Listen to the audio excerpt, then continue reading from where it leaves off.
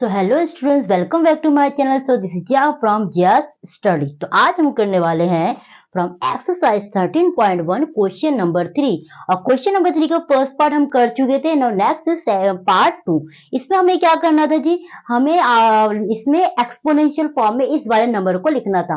अब मैं आपको चीजों को रिकॉल करा दूं कि एक्सपोनेंशियल फॉर्म एग्जैक्टली है क्या। आपको याद होगा कि ये 2 है, ठीक है जी। मैंने इसे 2 रेज़ द पावर 4 लगा दिया, मतलब इसे हम क्या बोलते हैं, इसे हम बेस बोलते हैं, ठीक है। और इसको क्या बोलते हैं जी, एक्सपोनेंट्स। मतलब पावर है तो ये क्या है, एक्सपोनेंट्स। अब इसी फॉर्म को हम लिख देते हैं जी क्या, exponential form. Exponential form, got it. चीजें समझ आ रहा है। अब मुझे इस क्वेश्चन को ना जी ऐसे फॉर्म में लाना है। कैसे फॉर्म में, ऐसे फॉर्म में, मतलब एक्सपोनेंशियल फॉर्म में। हमसे यही मांग रहे हैं इस क्वेश्चन में। तो स्टार्ट करते हैं, बहुत मजे से इस क्वेश्चन को करते हैं, ठीक है।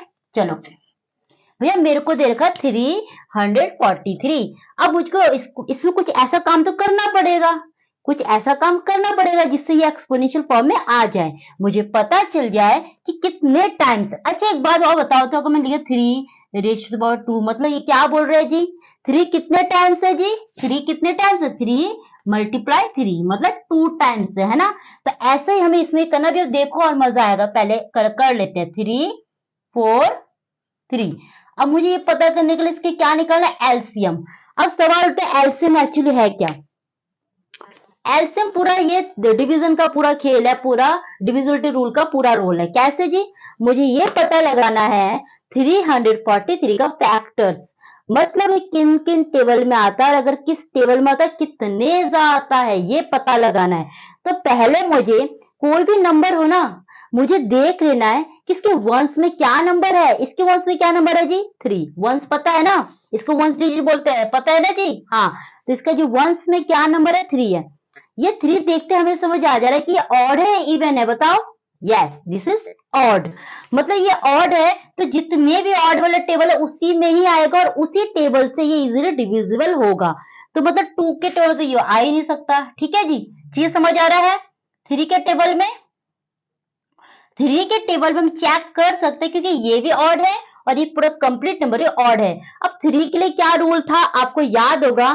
अगर हमें चेक करना है कि 3 के टेबल से ये डिविजिबल होता है या नहीं, तो हम क्या करते हैं, जितने भी नंबर्स हैं उनको आपस में ऐड कर देते हैं, मतलब सम करते हैं। तो 3 + 4 + 3, तो 3 + 4 कितना होता है जी, 7। 7 + 3 कितना होता है, 10। अगर मैं इसको और रिड्यूस करा, 1 + 0 1, मतलब इज इट क्लियर, क्या ये क्लियर है कि 3 के टेबल में तो 1 आता नहीं है। अगर मैंने सिर्फ 10 माना तो भी 3 के टेबल में आ रहा है, और 1 तो कोई मतलब ही नहीं है। तो ये क्लियर है कि भैया 3 से तो जाएगा ही नहीं। और मैंने कहा था ऑड वाले नंबर को लेंगे सिर्फ, ठीक है। अब सवाल उठते किसको चेक करें, 3 के बाद 5, ठीक है। अब मेरे बच्चे 5 का क्या रूल है, 5 का एक बहुत अच्छा मंत्र मैंने आपको बताया, बहुत अच्छा रूल बताया। वंस में क्या होना चाहिए, 0 या फिर 5। मतलब अगर 25 30 37 42, इनमें मुझे पता लगाना है कौन सा जी 5 से डिविजिबल है। तो देखो सबके वंस में क्या चेक करना है, 0 या 5। तो ये क्या 5 है, हाँ, तो ये नंबर इजिली डिविजिबल हो जाएगा। इसके वंस में क्या है, 0, यस, ये भी डिविजिबल होगा। वही मैंने लिखा 7। क्या 7 देखते हमें समझ जाना चाहिए कि डिविजिबल नहीं होगा, नहीं होगा। हमें दिमाग में बिठा देना है कि 0 और 5 वंस में होना चाहिए, ओनली देन, सिर्फ तब ही ये 5 से डिविजिबल होगा, ठीक है। तो ये वाला नंबर भी डिविजिबल नहीं होगा, ये भी डिविजिबल नहीं होगा। अब आते हैं क्वेश्चन पे। भाई 5 के लिए मुझे चेक करना है, वंस प्लेस में क्या होना चाहिए, वंस पता है ना जी, इसे बोलते हैं वंस, टेंस। ये जो वंस वाला बात है, वंस में क्या होना चाहिए, 0 या 5। तो इसके इधर 0 5 है, नहीं है, दोनों में से एक भी नहीं। तो ये तो बात है कि 5 से भी डिविजिबल नहीं हो रहा है। अब आते हैं 6 को कंसिडर नहीं करेंगे, क्योंकि भैया 6 तो इवन नंबर है। और मैंने कहा ये देखते समझ जानी चाहिए, अगर इवन नंबर है ना तो इवन से तो हम चेक कर सकते, लेकिन ये ऑड है तो भैया इसका जो फैक्टर्स है वो ऑड ही होगा, मतलब वो ऑड वाले नंबर से इजीली डिविजिबल होने का संभावना है। तो देखो अब 7 से चेक करते हैं। किससे चेक करते हैं, 7 से। अब मुझे ये बताओ कि 7 के लिए क्या रूल होता है, कि हमें पता लगाना है कि 7 से डिविजिबल होता है कि नहीं।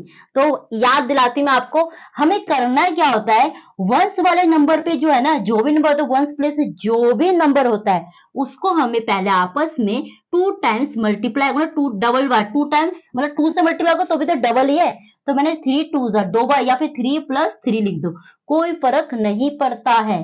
तो 3 2 जा क्या हुआ जी 6। और जो भी आंसर आया ना उसको ना, जो बचे हुए नंबर है ना, कौन सा बचा हुआ नंबर है 34, यानी कि 34, 43 नहीं पढ़ेंगे इसे, 34, 34 से इसे माइनस करके चेक करेंगे, तो 34 में से 6 गया, कितना बचा 28।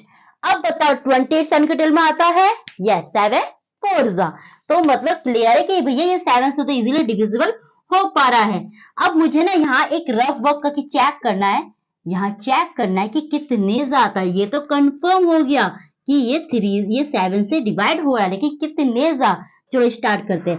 7 4 जा 28, here is what, here is 6, और यहाँ नीचे 3 आ गया, ठीक है बच्चे, तो 7 9 जा 63, ठीक है, इतनी बात क्लियर है। मतलब 7 कितने जा 7 49 तो हमारा 343 आ रहा है, इसे और रिड्यूस कर पाएंगे, ये तो देख के समझ आ रहा है कि 7 7 जा, ठीक है, 7 1 जा, तो क्या क्या बन रहा है इसका फॉर्मेशन, 7 मल्टीप्लाई 7 मल्टीप्लाई 7, तो मतलब जो बेस है सब बेस सेम है ना, सेम बेस है, तो पावर क्या होगा, पावर क्या होगा ऐड होगा, ये भी हमने करा है ना, तो पावर ऐड होगा, तो ये 1 है, यहाँ ये कुछ भी नहीं दिख रहा, तो क्या है 1 1 1, तो क्या होगा सब पावर आपस में ऐड हो जाएगा, तो क्या हो गया 7 रेज टू द पावर 3, ठीक है, समझ आ रहा है बात। इसको इस तरीके से समझो कि 7 कितने टाइम्स है 3 टाइम्स है, और मैंने 7 में 3 क्यों लिखा है कि जब बेस सेम है, जब बेस सेम है तो पावर हमेशा ऐड होता है, note, base same then power will be what, power is ER, okay, power will be added, ठीक है जी, पावर क्या होगा आपस में ऐड हो जाएगा, कौन से केस में, जब बेस सेम हो, जब बेस सेम हो, ठीक है, क्लियर, इज इट क्लियर। और कैसे मैंने चेक करा 7 का रूल, समझ आया आपको, तो ये था हमारा पार्ट 2, इसी का पार्ट 3 भी हम कवर कर लेते हैं, चलो इरेज कर दो इस पार्ट को, चलो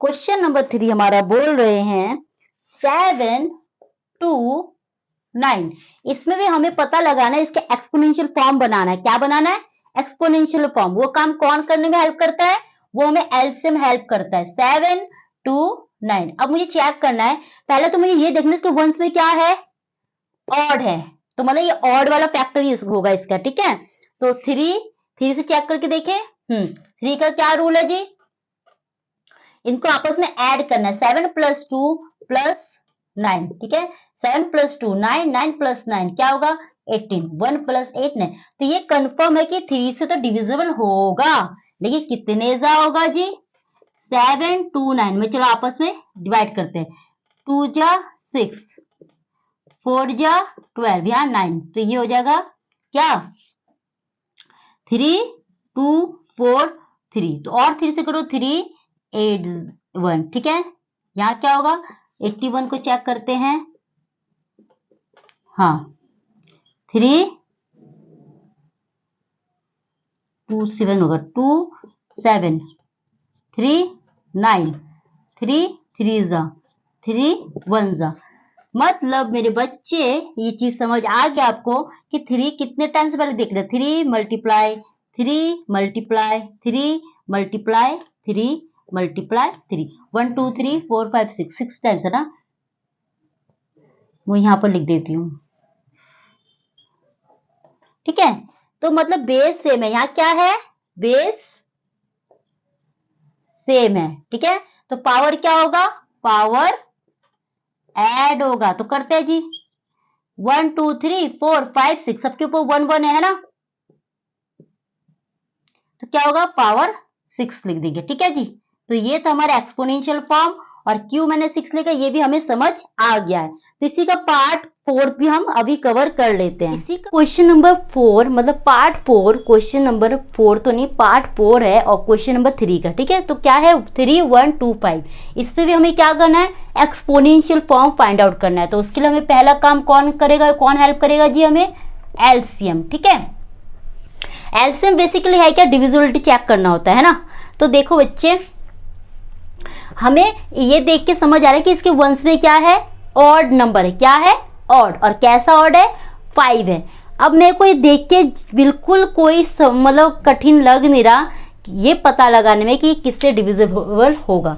तो देखो 5 का क्या रूल था कि वंश में क्या होना चाहिए, 5 या 0। तो इसके 5 में, इसके वंश में 5 है, तो ये तो क्लियर है कि ये 5 से डिविजिबल है। एक बार और बोल देती हूँ मैंने कहा कि ये ऑड है, ये तो हमें समझ आ गया।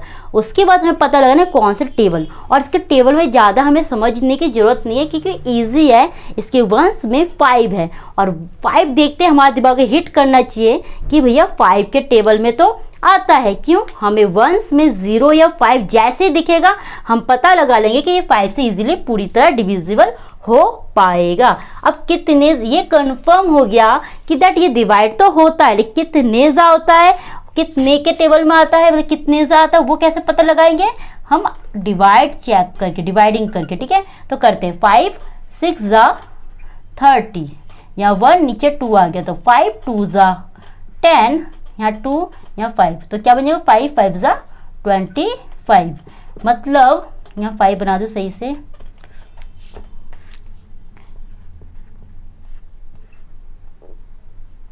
तो 5 कितने जा, 5 625 जा। अब दोबारा से चेक करते हैं, यस ये भी 5 से डिविजिबल होगा। तो चेक करते हैं जी, यहाँ इरेज करते जाते हैं और करते जाते हैं, ठीक है।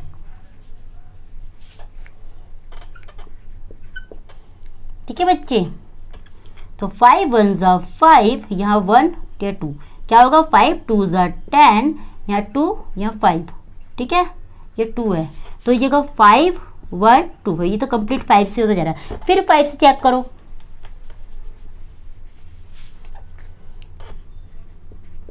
5 2 जा 10, यहाँ 2 यहाँ 5 5 जा,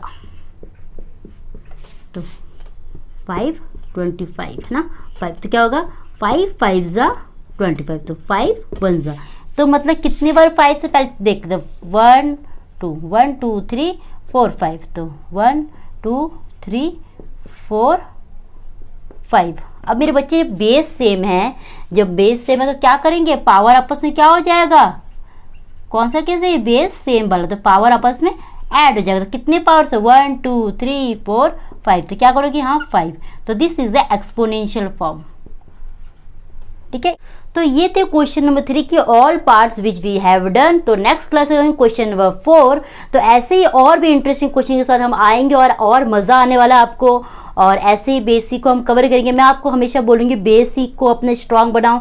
अगर बेसिक आपको स्ट्रांग है तो आपको कोई भी बड़े बड़े चट्टान बोलते हैं ना, नहीं आपको तोड़ सकता, क्योंकि आप उन क्वेश्चन के साथ खेल जाओगे, अच्छी तरह कर पाओगे। तो फिर मिलते हैं, ऐसे वीडियो को देखते रहे, वीडियो को प्यार देते रहे और वीडियो को like share and subscribe. Thank you and have a great day. Bye.